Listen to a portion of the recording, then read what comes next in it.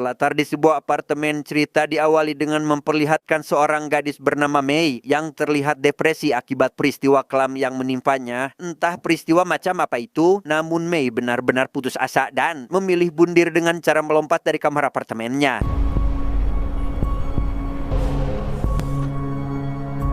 Dan kisah akan berfokus pada seorang kapten polisi bernama Guan yang sedang melancarkan misi, yaitu menyelidiki kasus transaksi emas gelap dengan ditemani kedua rekan setianya. Mereka langsung melakukan penyergapan tepat saat transaksi sedang berlangsung dan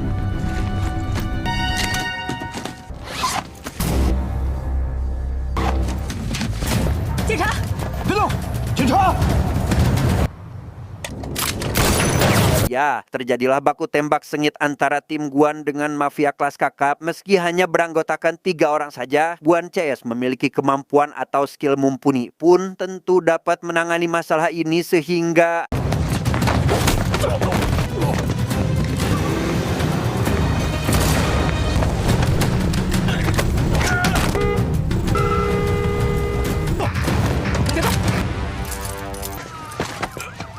seperti biasa, bala bantuan pun datang terlambat untuk membereskan sisa kekacauan. Setibanya Guan di kantor, ia langsung dimarahi Pak Kepala yang kesal karena Guan sering bertindak ceroboh. Salah satunya adalah menghiraukan perintah, karena Guan seharusnya menunggu bala bantuan sebelum menjalankan aksinya tersebut.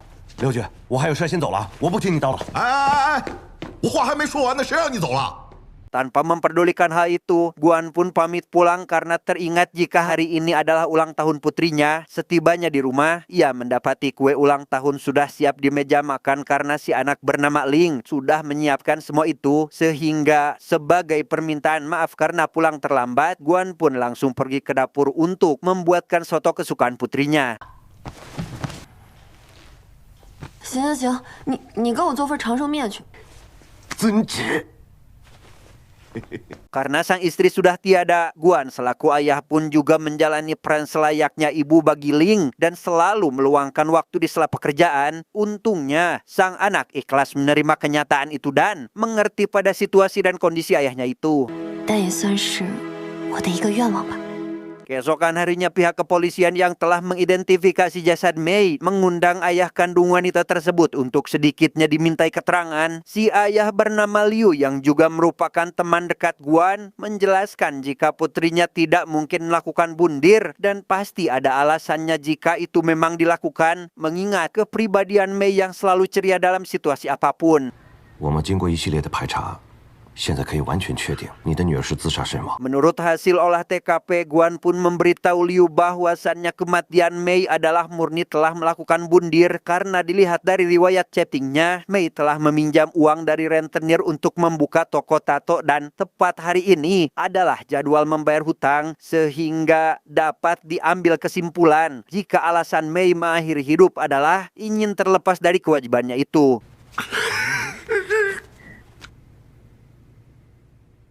Satu tahun kemudian, Guan kembali ditemui oleh Liu yang sejak kematian Mei telah menggali informasi terkait pinjaman ilegal. Ia yang menganggap usaha Liu akan percuma saja karena tidak akan mengubah apa-apa, membuat Liu lekas menjelaskan bahwa dirinya hanya tidak ingin ada anak muda yang terjerumus dan berharap pihak kepolisian dapat menangani masalah ini sekaligus menemukan penyebab jelas akan alasan kematian putrinya. 行，我理解你的心情，你心里一直放不下，这我都非常理解你啊。 Tak lama, Guan pun mendapat panggilan telepon dari pria misterius yang memperingatkannya untuk jangan ikut campur dalam menangani kasus kematian Mei. Entah siapa orang itu dan apa tujuannya, si pria misterius bahkan jujur sendiri telah menculik Ling dan satu teman si anak untuk dijadikan sebagai jaminan. Jika Guan ingin menyelamatkan putrinya, ia diminta untuk pergi ke pelabuhan dan mendatangi sebuah kapal pesiar. Saat ditanya ada apa di sana, si pria misterius hanya memberitahu bahwa di dalamnya tersimpan sesuatu yang akan menarik perhatian polisi. Entah apa itu, Guan pun mau tidak mau harus menuruti keinginan si penculik tersebut. Dengan cepat, Guan pun meminta rekannya bernama Li Bin untuk melakukan pelacakan terhadap ponsel milik Ling. Hingga di keesokan hari, ia pergi ke pelabuhan dan berpapasan dengan pria mencurigakan dan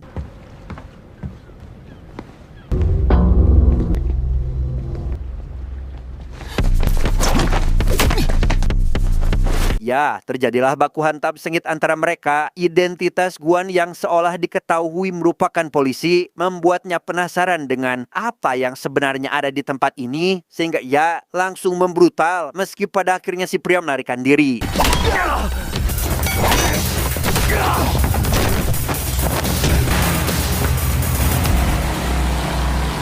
Selesai dengan itu, Guan pun lekas menyisir kapal tersebut dan menemukan koper berisi emas batangan, sehingga dari sini dapat diambil kesimpulan sementara bahwa si penculik ingin agar polisi menangani tuntas kasus penyelundupan ilegal.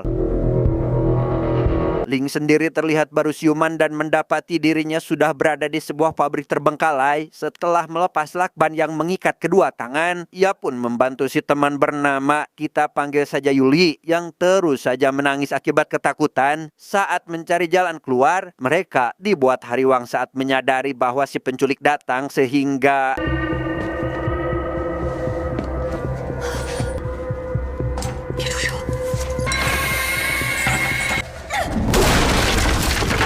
ya, Ling pun terlibat perkelahian dengan si penculik yang tentu saja bukan lawan sebanding. Yuli yang berusaha membantu juga tidak bisa berbuat banyak dan pada akhirnya dibawa entah kemana tepat saat Ling mulai tak sadarkan diri.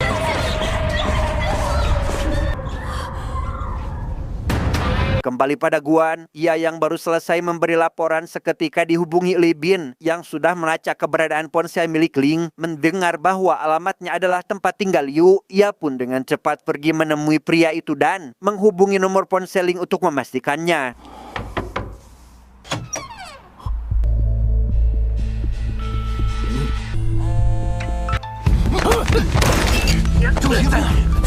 Karena ponsel anaknya memang ada pada Liu, Guan pun langsung menginterogasi pria tersebut untuk mencari tahu di mana putrinya berada. Liu yang mengaku tak sengaja menemukan ponsel terbukti dari si penculik yang tiba-tiba menelpon dan ingin Guan pergi ke alamat yang diberikan guna menemui seorang wanita bernama Ran yang entah siapa itu. 现在去周江路83号，到了找一个叫周蔚然的。 Sebelum berangkat, Guan lantas menghubungi Li Bin untuk memintanya agar menyelidiki siapa Ran sekaligus latar belakang Yuli. Setibanya di lokasi, ia langsung disambut oleh seorang pemuda yang mempersilahkannya untuk masuk.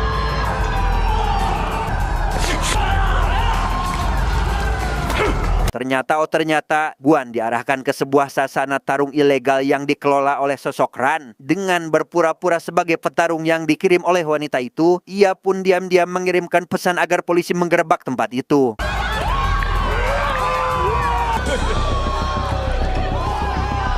Sambil menunggu kemunculan Ran, Guan mau tidak mau harus bertarung melawan salah satu petarung terbaik yang ada di sana. Yang karena lo jual gue beli, maka Guan pun tanpa ragu mengeluarkan skill bela diri yang dimilikinya dan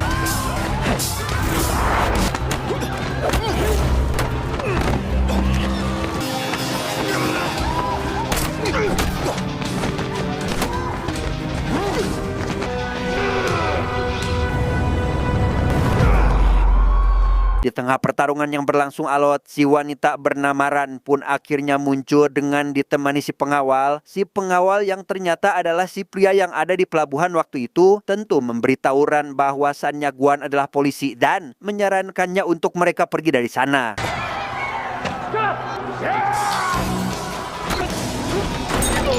Melihat Ran dan pengawalnya kabur, Guan yang dibuat kewalahan oleh lawannya itu pun langsung berusaha membalikan keadaan sehingga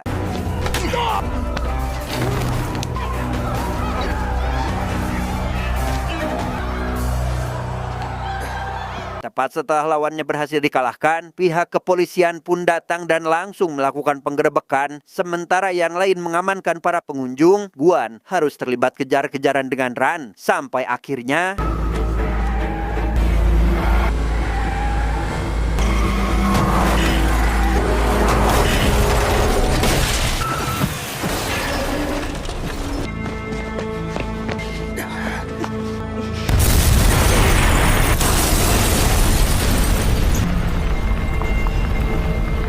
Beralih pada Ling yang masih disekap, ia mendapati bagian tubuh Yuli kini terdapat tato gambar kupu-kupu dengan sebuah angka tepat di bawahnya. Entah apa tujuan si penculik melakukan itu, Ling yang tidak ingin terus terkurung di tempat itu pun langsung mencari celah untuk mereka bisa keluar hingga menemukan satu jendela yang tertutup hebel.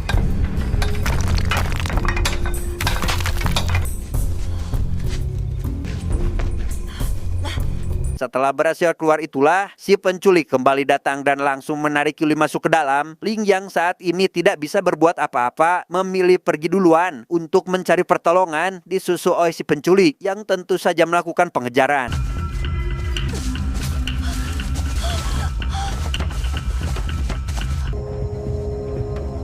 Saat bersembunyi itulah, Ling dikejutkan oleh si penculik yang mengetahui keberadaannya. Pada situasi ini, untuk pertama kalinya ia melihat wajah pria tersebut yang terlihat memiliki bekas luka pada bagian pipi kiri. Entah siapa pria itu, Ling pun dengan cepat berusaha kabur dari si penculik, tetapi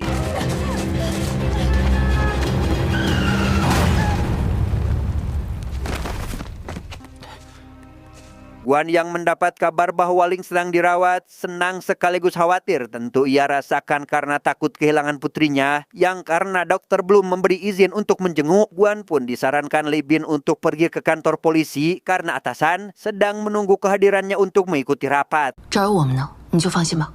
那辛苦你了。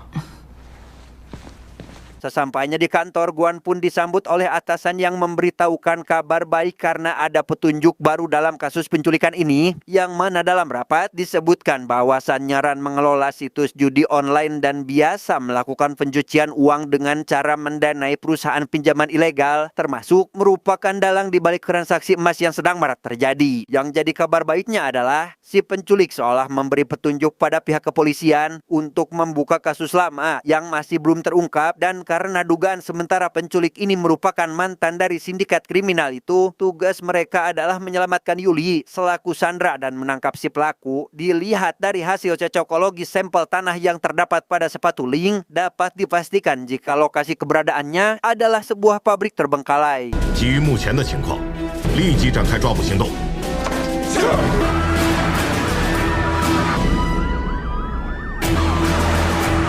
Singkat cerita, tibalah Guan di pabrik yang dimaksud. Di sana ia dan para polisi tidak menemukan apa-apa kecuali barang berserakan bekas perlawanan yang dilakukan oleh Ling. Keringat dengan perkataan si pemuda tempo hari, ia pun lekas menghubungi rekannya untuk mencarikan data tentang sosok juara tinju tingkat Citerep karena curiga jika orang itulah dalang di balik penculikan ini. Mendapat kabar bahwa Ling sudah siuman, Guan langsung pergi ke rumah sakit untuk menjenguknya, yang karena Yuli belum ditemukan, ia pun berjanji akan berusaha keras dalam mencari keberadaan gadis tersebut. Tapi sebelum itu, Guan lantas menanyakan ciri-ciri si penculik, sehingga Ling lekas menyebutkan apa saja yang diketahuinya. 还有他在钱镜的背上纹了2只蝴蝶，蝴蝶？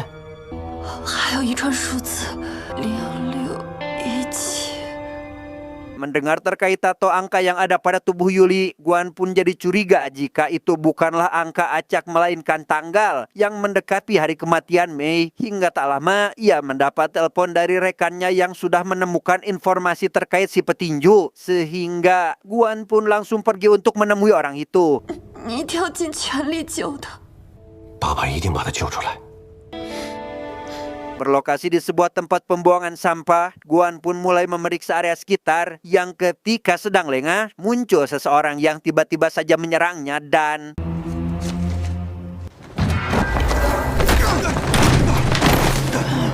Sementara Guan sibuk baku hantam dengan si pria, Li Bin sendiri baru selesai membuat sketsa wajah pelaku sesuai ciri-ciri yang diberikan oleh Ling. Saat menelpon Guan untuk memberitahukan penemuannya, naas ponsel Guan telah jatuh yang membuatnya sulit untuk dihubungi dan tetap fokus melanjutkan baku hantam sengitnya itu.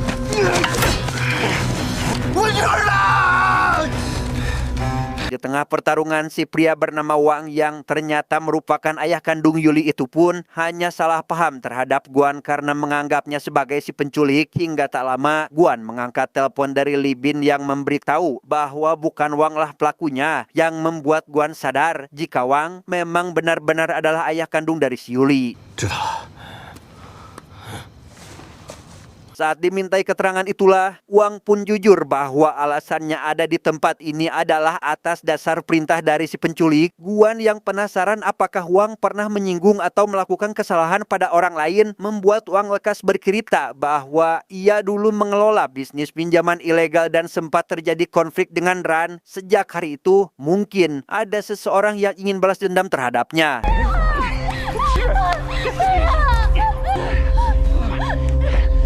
Teringat dengan tanggal yang sempat disebutkan oleh Ling, Guan pun lantas menanyakan terkait di mana keberadaan Wang waktu itu, dan setelah diingat-ingat, kebenaran terkait kematian Mei akhirnya terungkap bahwasannya Mei telah melakukan pinjaman pada Wang dan hilang kesuciannya akibat berusaha lari dari tanggung jawab, sehingga dapat diambil kesimpulan bahwa alasan si penculik melakukan semua ini adalah bentuk balas dendam atas kematian gadis tersebut.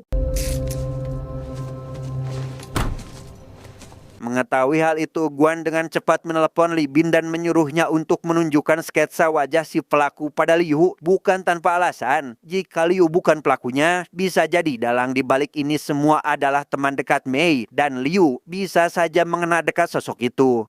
从小跟小美一起长大的，外人不知道，还以为他们是亲兄妹呢。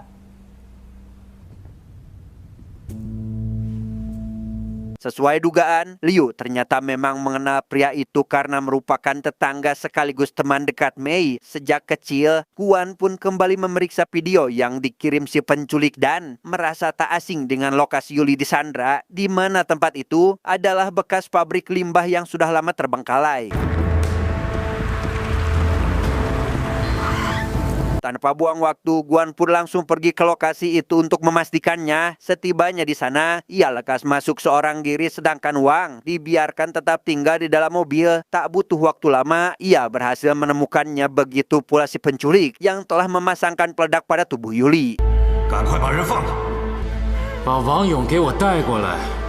他做的事，法律会制裁他的。我说了，把王勇给我带过来。 Tak lama, Wang pun datang menyusul karena yang diinginkan oleh si penculik adalah dirinya. Ia yang meminta maaf dan ingin agar Yuli dibebaskan. Diminta agar menghabisi Guan jika ingin permintaannya terkabul. Meski ragu untuk melakukannya, Wang yang ingin putrinya selamat pun tidak memiliki pilihan lain kecuali menuruti keinginan si penculik sehingga... 我只给你5分钟时间。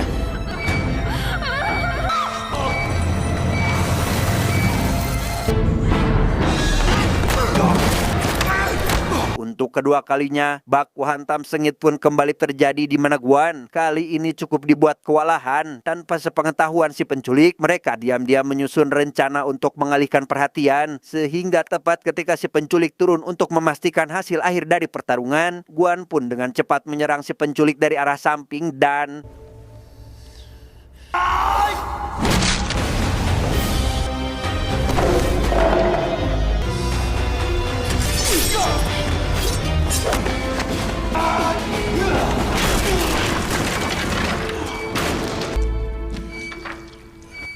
Meski si penculik sudah dibuat tak sadarkan diri, masalah yang harus dihadapi kali ini jauh lebih besar, yaitu melepaskan bom pada tubuh Yuli. Dalam situasi panik, mereka tidak menyadari jika si penculik kembali sadar dan seketika menyerang Wang untuk menghabisinya, tetapi...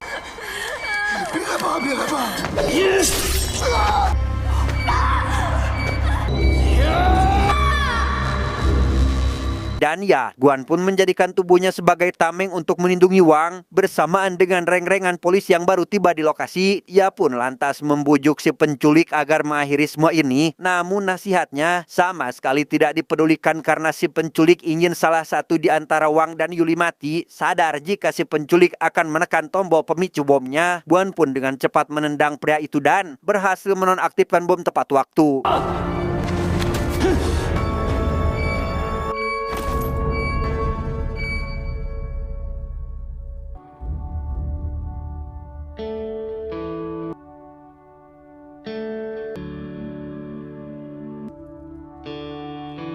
Tamat, ending yang sangat membagongkan.